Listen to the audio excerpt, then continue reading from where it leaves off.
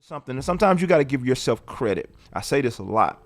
I was listening to something that I played the other day. I was like, and I was like blown away, not in an arrogant way, but it's like, dude, you remember I'm talking to myself, dude, we was trying to figure out how to do this like in 2007, 2008. We were really struggling right here. We was really trying to figure this thing out, and we were working really, really hard, like frustrated, thinking you weren't gonna ever get there. I remember putting out my first record, The Journey Continues, and I worked hard on cutting those solos. And you talking about overdub city, because the fluidity was not there. I mean, the solos sound great, but them jives was overdub.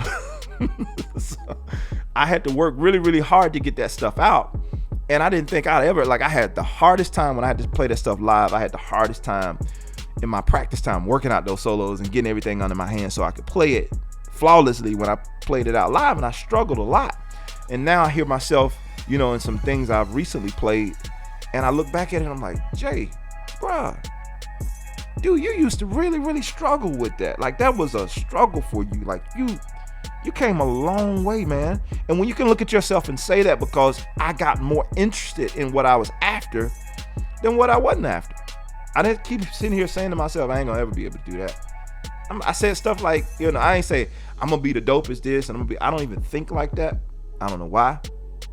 But I did know that I'm gonna be better. I'm gonna be better than I was last year. I'm gonna be better than I was last month. I'm gonna be better. And I kept telling myself that, and I kept putting in the work, and I kept taking the steps that was getting me towards the goal that I wanted. And so I noticed the more I changed what I said, the more I changed what I saw. So your interest has everything to do with what you're talking about. Your interest, it has or the people around you, everybody who's around you, and the conversations that you're hearing around you, that's shaping your interest, believe it or not. So if you're around people and they're very influential to you, and you really want to do something, they're like, I ain't really feeling it like that. And you're like, you know what? I guess I can wait. Because we are influenced by the people who are closest to us, or the people who are around us. And so if you get people around you who ain't really pushing that hard, and you're listening to them all the time. Now, we can't blame them. Like I said, don't blame me.